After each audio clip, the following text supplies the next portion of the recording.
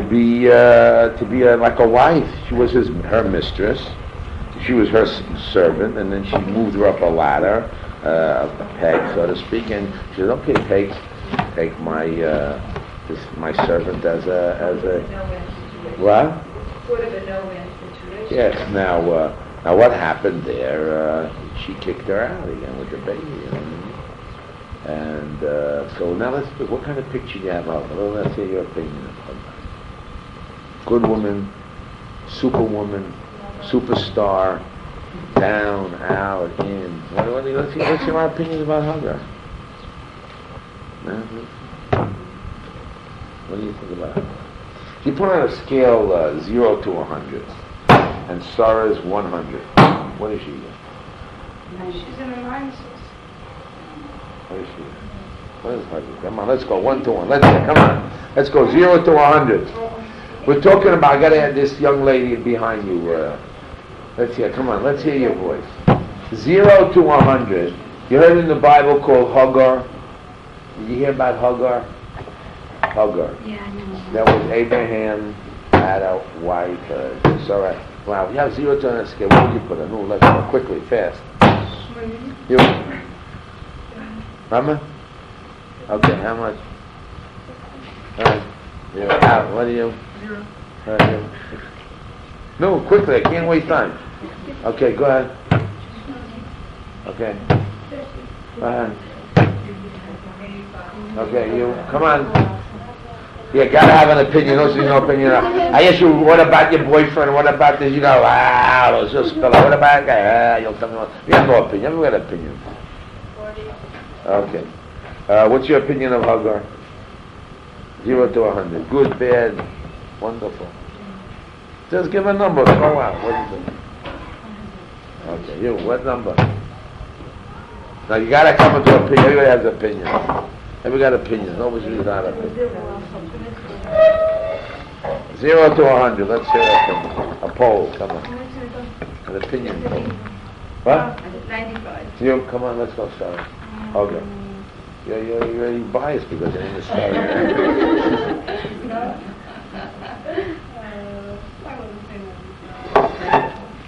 Okay, let's really get this story. I have these texts, but I must get these back again. I only have a limited amount, so you'll have to use them. We're really interested in two personalities. A relationship of Sarah with Hagar, and we're going to learn about, if you have time, I doubt if we have any time, is Eliezer and Abraham.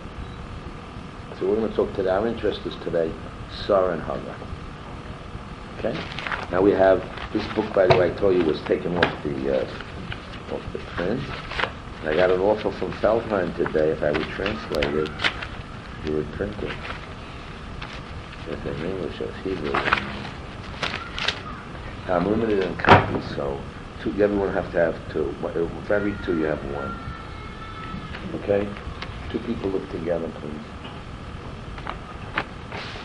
I must get the books back, copies back. This is, when it came out, the book, the yeshiva that printed it took it off the market. They bought every book back. They sold it, say, for $1, $3. They paid some $50 to $100 to get the books back. There's a lot of people that do that. Dr. Belkin from YU. Anybody heard of YU University? Anybody heard of Dr. Belkin? Anybody heard of Dr. He was the president of YU. And after he printed his doctorate, became president, he paid hundreds and thousands of dollars to get his books back. A lot of people do that. Why? What do you think about it? What? Sounds suspicious.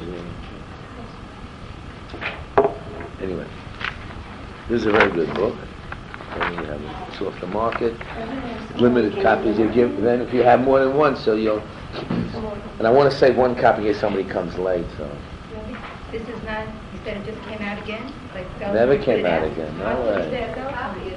No.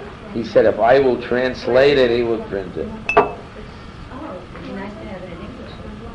Don't you have to get permission? I don't know if I can translate it. I mean, not that I'm not able to translate.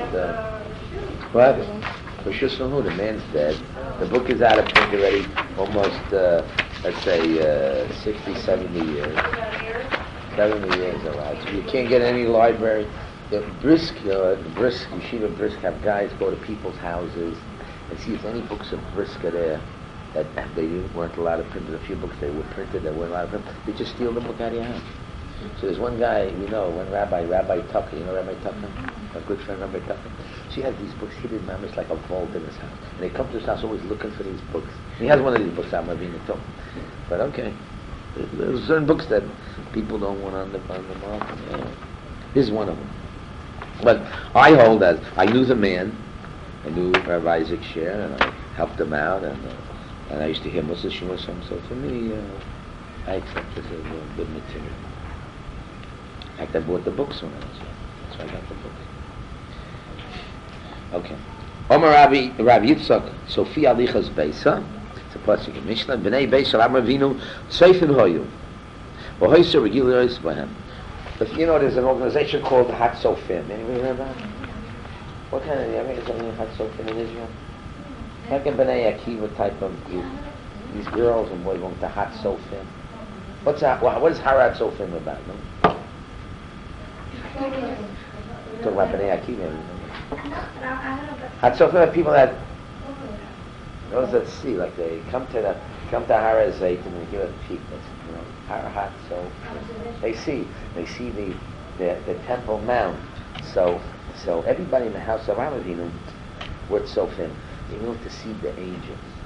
Why? Because everybody who worked in the house of Avinu was spiritually elevated very high that they could see angels. Now we know the story about seeing angels. There was a story of Abraham, and he was going with his servant Eliezer, and he was going with Yitzchak, and they got to a mountain, and then Avinu said, I see over there this, you can stay, go on the side there. I want you to hear this word. And he gave a peek and saw the cloud of Ananei HaKavod, God's countenance, and he asked his son, wow, what are you seeing here? And he asked the servant, so I don't see anything. At that point, Abraham defined, gave a definition, put a name on Eliezer. And what did he say? He says, you stay with the Chamor. A person is not spiritual at a certain point. They're like an animal. I'll ask you an example of some of the questions. Let's say I ask you, Shabbos comes. Anybody experience Shabbos here? Have you experienced Shabbos? Yeah. Now in Shabbos we'll get a Neshama Yisera, right? Yeah. Tell me, how do you know you have a Neshama Yisera? How does it feel like? What does it do to you different during Shabbos than during the week? I like to find. I want to make an experiment now. And I want to now make a survey how you relate to the Neshama Yisera. Maybe you don't have a Neshama Yisera. Maybe you're not really Jewish. They switched to it. They always said that when you gave birth, they switched to it. Well, how do you know you have a Neshama? How do you test it out? How do you feel it? What feeling do you have? No, you can answer me. Nobody has to answer me. Yeah, but what is it? Let me hear how you get. Forget about what they're supposed to have. How do you feel? What do you feel differently? I don't want to tell anybody. But anyway, I tried this out with a Rabbi Singer, all of a shalom from Chicago. And he has this. I went to Yeshiva with him, and then he married this girl who didn't believe too much in Rochas Nida and Shabbos and all that kind of stuff. He loved her, and he threw it out of the window. He became a Reform rabbi in one of the big, famous synagogues in Chicago. So I went to see him. Now he's dying, but he's dying. I go to see him. He said, Goldstein, I get these dreams, yeah, no problem, I see it all the time. He says, yeah, what do you see? What do you think? He was a faker. I said, you know. What did that be? The rabbi feel? So in the house of Abraham, everybody was able to see spiritually. Come on, girl, listen in. They able to see spiritually malachim. They actually see and feel because they're at highest spiritual level. There's ways of testing. Simple test. The malach test. Do they see it? Don't you see? Do you feel it? What do you see? So imagine being in the house of Avinu, this great house, and now you see these angels working around and coming. Now everybody, they're spiritual. I had a rabbi, I think he's still alive, the Rosh Zimmerman. He used to, on Friday night, he used to talk to malachim. I tell you, so I used to talk to Malachim, Kasha and everything. And I supposed to see him in the show. I'm talking to Malachim. He says, don't you know when you come home from Friday night, you have Malachim with you? I said, right? You ever see the Malachim that travel with you? And you always go to a bathroom. When you go to the bathroom, what are you supposed to say as you go into the bathroom? Tell the Malachim to stay outside, right? Don't that be true? They're following you and say, stay out. And you think it's only a dream. And you say, well, the guy must be needed to go somewhere, take some, these lithium pills, or who knows what. They're calming them down. But it's real, there are, people see them. We're not that generation. We're a little spiritual. But in the house of Avraham Avinu, just picture for a second, they actually saw and found the Malachim. So therefore, by definition, we're going to say right away that Hagar, who was in the house of Avraham Avinu, must also have seen Malachim. And not only that, you read the story of Hagar.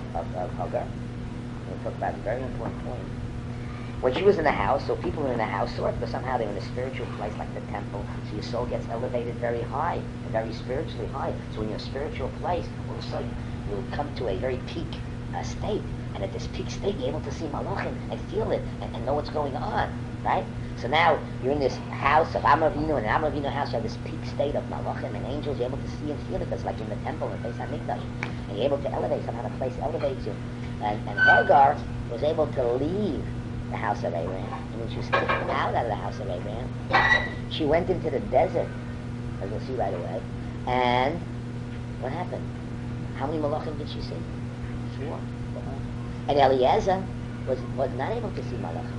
The slave of Abraham was not able to see. She was very spiritual. Not only that, where do you think Yitzhak used to go to pray when he used to travel on the road? You know where?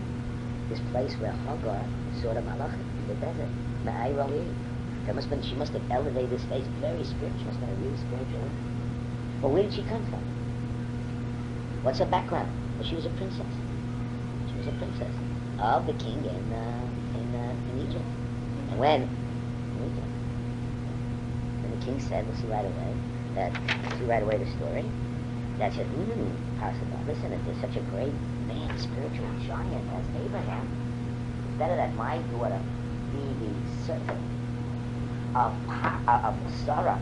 She didn't know he was going to marry, than be marrying the king of Egypt. The girl can marry who she wants and what she wants. The most handsome, exciting guy in the world. And, better her because power recognized the importance and the value of Avraham. And so she left her father as a princess, and she now goes to be the slave, the servant of Sarah. Not even a wife. It's only later on. And she didn't have children. After that Sarah was kol chesed, all full of chesed. Gives her servant to Avraham. He elevates her. So we have this great picture. One of this picture of the house of Abraham. Hagar converts. Well, there's no conversion those days. The only time he became Jewish was after Sinai. After Sinai, at Har Sinai, that's the time when the Jewish people elevate themselves to another dimension called post-Sinai, which we're post-Sinai. And Abraham is pre-Sinai. So, pre-Sinai is entirely different. If I say to a scale to 0 to 100, where would you put pre-Sinai? What? Very low, very low. No, very low.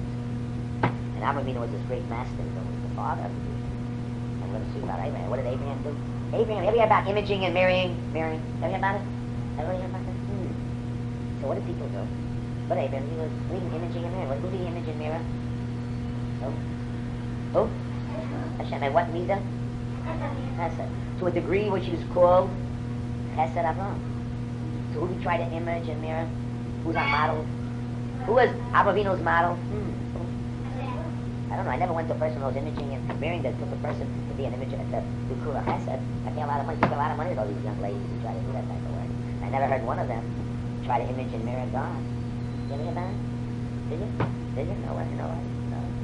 You know why? Because they're far off the mark. And Sari Main was also imaging and mirroring who? HaKadosh Baruch Hu. And you're Kula Chesed. Only Chesed.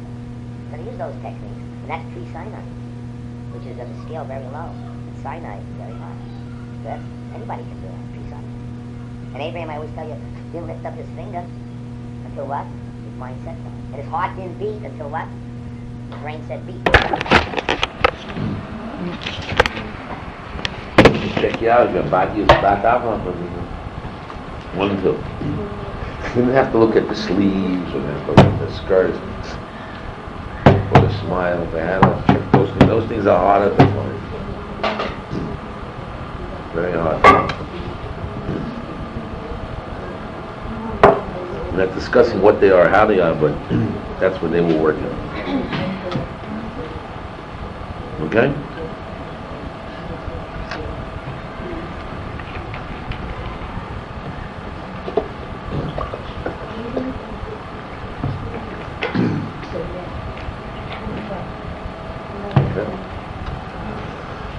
Leo, okay.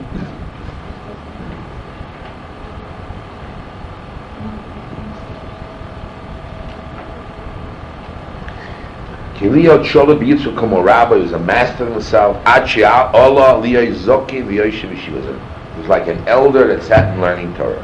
Loi Lachadish Torah B'Sichlo V'Daito. He didn't want to do his own Torah. Elohoya Doilo Mashkim Torah Shel Rabbi Alachenu. He heard the Torah from Abba Avinu, and he taught Abba Avinu's Torah to the world. Noson Loi Rabbi Rishus Lawrence, and the Rabbi gave permission to teach his Torah. He never said a word. He's a Talmud. He heard it from his rabbi. I want to tell you a true story. There's this great rabbi you heard. There was a rabbi in Yeshiva University called Rabbi Soloveitchik. You ever heard of Rabbi Soloveitchik? Okay. So I was at a shiur. I used to hear his shiur occasionally. A few mistakes. So he gave a shiur, and all of a sudden a boy asked him a question. And he says, I don't know. The guy heard, he didn't know. So he says, I caught him. You know what I mean? So he pressed him harder, louder, harder. I don't know. Pressed him again, harder. You know what I mean? He says, but when I say I don't know, it doesn't mean I don't know. I didn't hear it from my father. But he wanted an answer, he gave an answer, 1, 2, 3. I was another shiur, I heard him, and we used to teach the Balabatim. There's another guy, they pressed him on Digduk. And these were maskilim, people who were non-religious people, maskilim, people who are involved with Digduk and Hebrew and all these things. So you had a shiur those times, and maybe a few hundred people would come to the shiur on the east side, on the west side. So I was a few shurim there, and the guy, this man pressed him on Digduk. He said, I don't know, I don't know.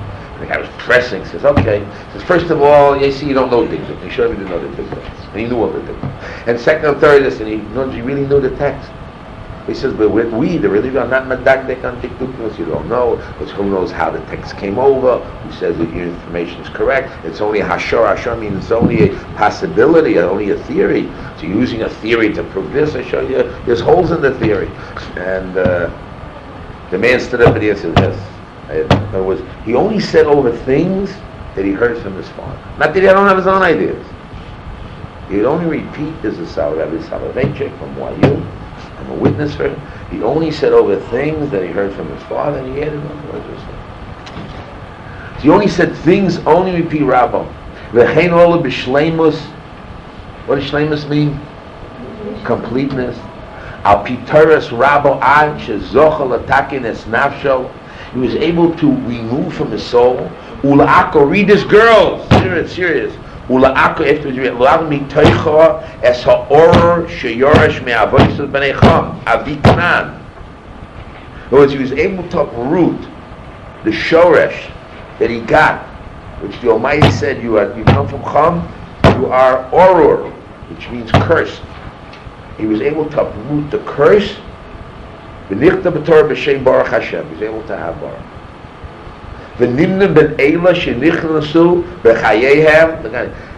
So Eliezer got to Gan Eden when? Alive. Must be a very special man, Eliezer. So why did Abu Avinu reject him and his daughter? How come? His daughter, he said, only from I want a wife from Yitzchak.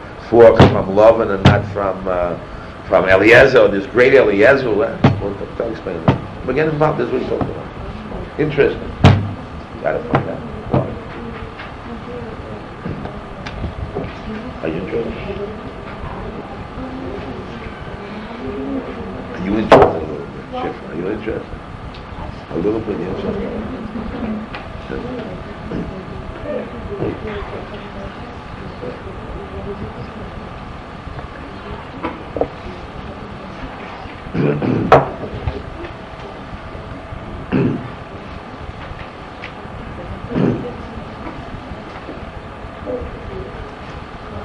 Okay. V'chein horeinu chazal.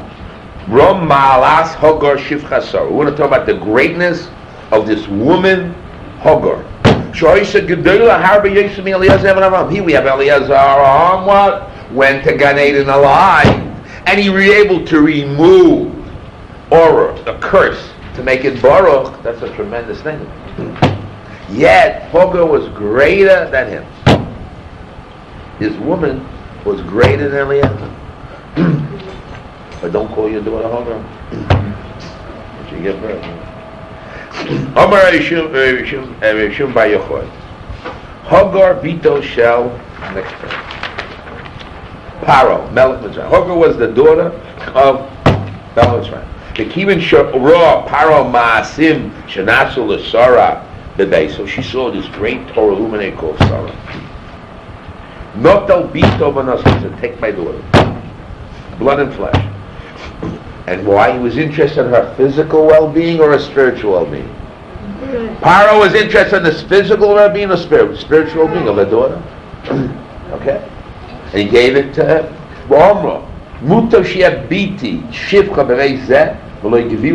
Better that she's a servant in the household than to be a lady, a princess in another person's house. Avraham Avinu hoya eitzel paro b'shnas ayin heli yomov. Mechav shem is food b'seid oilam. When we case esher shonim nasa sar oisel Avinu. So when did he pick her up? When did she come into the house of Avraham Avinu, Hagar? When Avraham Avinu was 75. Okay. And when did Sarah give Hagar to Avraham? 10 years later. So she had 10 years of training, university training, in the house of Avraham to reach a certain height, a spiritual height. Okay? What was the 10 years? Is that 10 years? What? Is that when we learned that it learned like in 10 years? No. No, we learned that from somebody. So what's the 10 years? Just telling you, she spent 10 years. It only took her 10 years. You'll see right away. Let's read a little further, We're just starting the text. But why, if she had Rabbi Kaddish, why did she give them A wonderful question. He talks about it, and he gives an answer. You want to hear the answer? You have to read. But the answer will come only next week because we won't be able to finish it. There's a lot of pages. Okay? If you come next week, you'll hear the answer. But the good question is a good question. He asked the question, and he's asking very good, but he gives an answer. But even if you read it, it's very difficult how to understand. Once you understand it, it's one of the greatest answers. It's a way how to handle yourself in life. You'll see that. Anyway. Now, in the short period of time of 10 years, she's able to elevate herself in spirituality and purity and be a tremendous giant. To purify herself.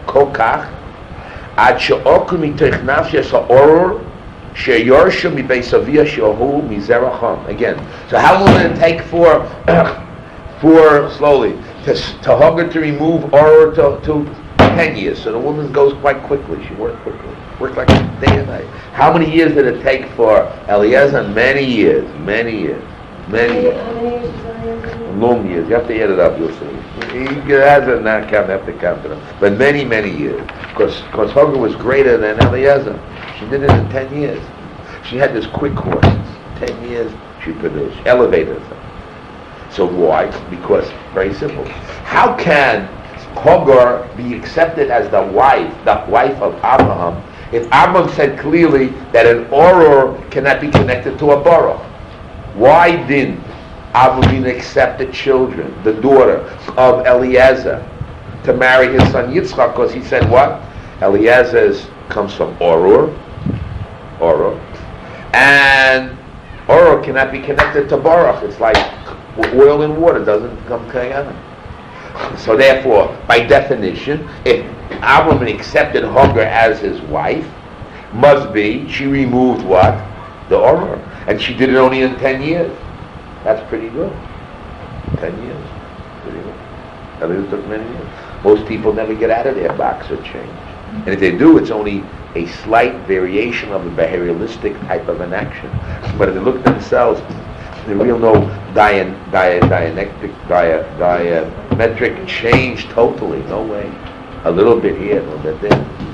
But really, most people change, and only in very slight ways. And if they do, they only change their desires. Instead of this taiva, they get a different taiva. That is what I want, they get something else what I want. So nothing really changed in the spiritual sense of being mamish, a mirror of Hashem, to be total chesed, and getting rid of their personal self and their personal values, who they are, what they are. Very few people. That's what we say, the God of Abraham, the God of Isaac. Not many people can do that, and especially Solomon. This young lady, the princess, she was able to do it in 10 years. Pretty good. 10 years. You have to see the Chazal, I don't know. Rama Vino Eitzel Paro. Okay, we said that right. Okay. When this Babka Baruch Shezochli is Isha Avram Shul Baruch Hashem Baruch was blessed. Ma'atzmu Avoisa. V'Eliezer She'Eitzel Avram Doila Mashku Miteres Rabba Lacherim V'Shnas Ayin Gimel Yemei Achaya. And Eliezer was with Avram Avinu at the year of 73 to his life. Omar Avram Shi'atoy, look, he said at 75, I don't know when he picked her up, but he said to him, She'ef Shalakachet Bito Bad Yitzchak Meisha B'nei Baruch B'nei Baruch V'Torah Vein Orah V'Dar Baruch Rak Zu Hashlicha Sheholach B'Tam Levavo Lohovi Isha Be'ad Yitzchak. It's only after the test where he was rejected that his daughter, even though it was a Talmud Ne'eman, he couldn't get his daughter to marry Yitzchak. When he accepted the faith, he accepted and he went forward with his full heart to bring a wife to Yitzchak. We're going to see right away. It's a very interesting piece. That's the other piece. It's only afterward, when Rivka came onto the scene, that was when he passed that great test of total faith in God. At that point, what happened? At that time, he went out. So when did he become out? When the period of time when he said to him, "What about me? What about my daughter?" Reject. So therefore, he was still looking for Orah. But after he passed the test of getting a wife for Yitzchak, and he did it with his heart. You see right now, his full heart. We'll see what the Chazal say. That moved from Orah to Baruch.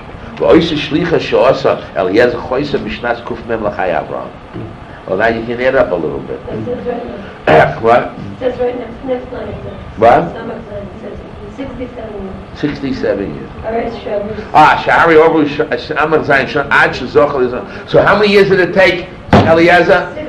60. And how many years it took Hagar? 10 years. So there's a big difference.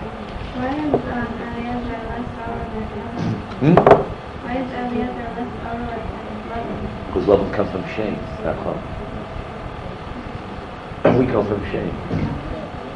And Eliezer and Hagar come from Chum. Chum was Baruch, from the act of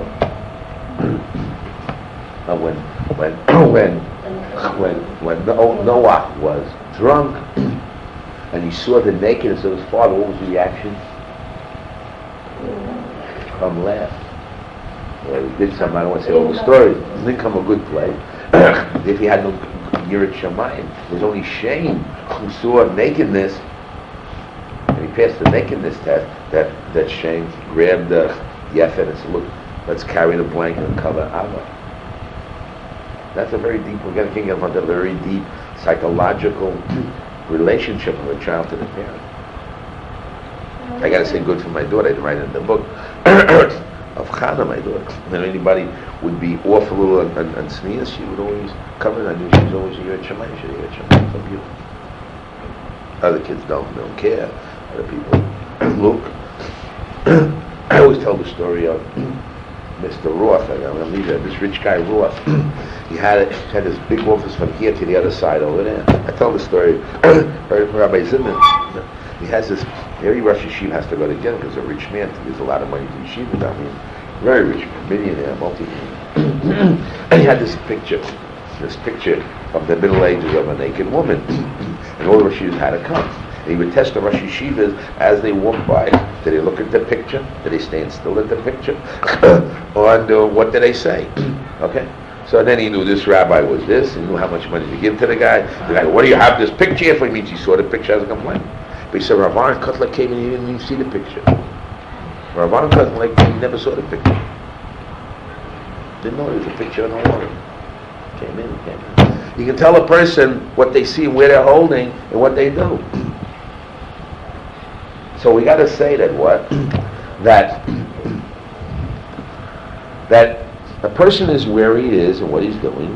And Avinu was this Torah luminary. He had this wonderful house.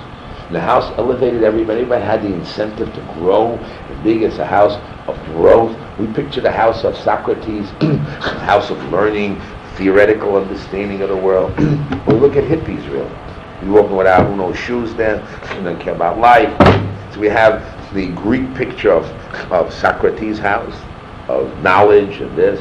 And then we have the picture of holiness and Kedusha of the house of Amen. What was your question again? How Eliezer was worse than mother. Because they come to this type of certain inward DNA traits that people have. Now, anybody can change what they have. A heartbeat, anybody can change anything. Their beliefs, their emotional state, who they are, what a person can change in minutes. To keep it up, and to keep it as long work, hard work. Change, you can change. You can keep on changing and moving. You can change. But most people don't change. They always fall back to original patterns, who they are, what they are, because there's a lot of neuro associations that go on, and the millions of cells in the brain, and the emotional intensity there. These things always remain there. It's hard to get rid of. How do you clean them up? I know how to clean a pot. I know how to scrub get the rust off something. I can get a stove clean. How do you clean the brain? How do you clean yourself from feelings? Very hard. With all the modern knowledge, they can't do it. They can transfer. How do you clean? To say it's not there. Especially according to this guy, I had a Scientology, had a student from Scientology, a man in Yeshiva who cornered the diamond market in Belgium, made multi-millions at the end of the Second World War. So he's married to this woman, and they had this child, and anyway, the woman dumped him for a richer guy. So he came to the yeshiva, collapsed out, and we took his kid in. So then he decided, he's going to ran to America, and he gave $1,000,000 to this guy from Scientology. So when I went to America, how did he make a little money? So I went to see him in Clearwater. And they have techniques. They told me. I spoke to the guy myself on the phone, this guy Ron. They have techniques of bringing a person back to the womb and even further. They have all these techniques. I don't know if it's true or not, but they do these type of things. But so what? In other words, the memory bank of a person is there. How do you get rid of it? Very hard. You think maybe you've forgotten about it, maybe not associated, but if we can associate it, it's there. How do you get rid of it? How do you change? Maybe realistically you can change, but can you change it in being and form?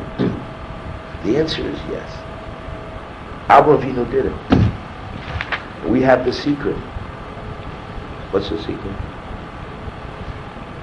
If you want to image God totally, you gotta know how to do it. You can't be a freak. You can't go to Masada and be like those people out there. We have techniques and ways that we do and make spiritual giants. Well, most people don't want to do the work. And if they do, they get stuck with Kabbalah, get stuck with ideas, and they can't do the work. It doesn't work. They get into bad habits. But there's ways of doing it. And Eliezer and Hogo were able to uproot that totally and transform it from Orah to Baruch. That's a tremendous feat. A tremendous feat. That means the human being can change totally. The biggest proof is Avinu himself. Where did he come from? Come from idol worship. It's called Terach. He was able to change himself totally to be the spiritual giant, to be the foundation stone of the Jewish people, and Sarah to be the foundation. Good. You have an ability. I was going to learn about Lot. Lot was the foundation stone for who? For the Mashiach. David Amel, Lot. Not Abraham, Lot. Well, of course, along the line was Lutamawaviyah, and there was other things, but basically, wasn't that the foundation stone was Lot? You can change anything. You be the foundation for whatever you want. The question: are you doing it? Are you changing? Are you growing? And one of these, you got to understand why this book to me is very powerful. This is the Slobodki Yeshiva. From Isaac Sher is the Mashgiach of Slobodki Yeshiva. Slobodki Yeshiva believes in what? Godless Adam. What does it believe in? Godless, the greatness of a human being. And they build you're great, you're big, you're powerful, without guidance. Now, they say, if you're such a great person, such a spiritual giant, such a tzaddik, how can you do that lowly act like that? If you're fun, you can do it. So he builds up the personalities of, this is how they look to people, Avraham Avinu and Hagar, the great giant. So then what is the argument? What's the fight about? So you have to get involved what the fight is and what's going on. And this is the Slobodki Shita in the world. This little book, this concept. The question, how can you build yourself up and not get Ga'ava? That's haughtiness. How do you build yourself up? If you're not pretty and ugly, so how can you say you're pretty? If you're not kind, how can you say you're kind? You can't lie to yourself. What do you build yourself up with? It has to be real. Right? So what do you have that's so great? Very simple. Everybody in the world, including you, has a special quality that nobody in the world since the time of creation has. Identify that in yourself. I challenge you. Identify in yourself a quality that nobody in the world ever had or will have that you have that you can give to the world. Everybody's finger has one little difference in the fingertip. And where it's a Mishnah, it's a Mishnah in Sanhedrin. The Almighty created one person first, that's Adam, to tell us that the whole world is worthwhile for one person. And when God creates you, He's just saying to you, He doesn't make junk. He makes the whole world for who? For you. The whole world is for you. The world is made for you. You also make the world for you. But the world will exist for you. What special quality that you're going to give to the world that nobody else gave since the time of creation with the billions and billions and billions of people that were created on the earth? And the same thing, you have parents. Can you identify the special quality they have that nobody else had in the world? See, it's an identity crisis. You don't know who you are, what you are. You don't know what an image of God is. You don't know the value who you are. And it's not a head trip. It's real. Most people, they have any identity who they are. It's not who they are, what people say who they are, and what people made them to think who they are, and what they really think that people tell them what they are. But really in themselves, the girl goes to me, I love you. What do you love about me? Well, I love you. What about you? Well, you're prettier girls and a nicer kind. What do you like about me? I like just like you for you. And what's you for me? The girl doesn't want to go any further because she's afraid that he'll really find out and see the bad point. So they leave it at that, and everybody's happy. I'm special for somebody because he likes me. Why? Hashem make it happy, chant. What's the special quality that she got, or you got, or he got that nobody else has in the world? Were they able to identify? No way. It only takes a master. Even then, the ultimate slabotka that this guy here was able to tell everybody their special quality that they have and their job in the world to do, and not a fake out. Not faking out. I said, well, I got 10 people. You'll be this, and you'll be a fireman. You'll be an engineer. That is real. These were masters in our generation before what they're able to do. And therefore, in this house of Avinu, this great hall around where they had all these wonderful qualities. We imagine, believe it, we imagine Hagar, who comes from Ur, is going to this house, is able to change from Ur to Baruch in 10 years, which Eliezer took on. Miracle. Imagine having a disease, not cancer, a billion times worse than cancer, called Ur. Cursed. Bad mazel. And all of a sudden, the mazel changes. You're able to change it to positive, change your mazel. How can you do it? In the house of Avinu, able to do it. And the women did it too. Hagar did it. You want to know her secret? You want to know what to do? Next week, we'll continue. In the house of Avinu, you come. I doubt if you'll come anyway. The house, I got to get these papers back. The house of Avinu. Also, what happened with your What? Oh no. So the week after, I really took off extra time at 6:30. I teach the boys at 6 because I came a little late. What's so bad about this book?